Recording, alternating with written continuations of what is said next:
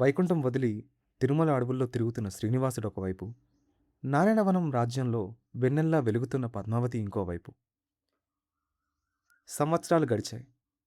ఒకరోజు వేట కోసం వెళ్ళిన శ్రీనివాసుడు ఒక అడవి గజాన్ని వెంబడిస్తున్నాడు. ఆ గజం అడవి దాటింది, కొండలను దాటింది, పూల తోటలను దాటింది.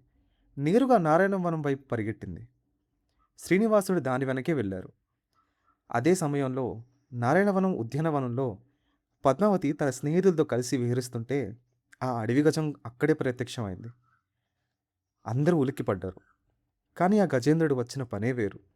రెండు హృదయాల్ని ఒకచోట కలపడం. గజేంద్రుడి వెనకన వచ్చిన శ్రీనివాసుడు మొదటిసారి పద్మావతిని చూశాడు. పద్మావతి కూడా ఆయన్ని చూసింది. ఆ క్షణంలో చుట్టూ ఉన్న ప్రపంచం నిశ్శబ్దం అయింది. గజేంద్రుడి గురించి మర్చిపోయారు. సమయం గురించి కూడా మర్చిపోయారు.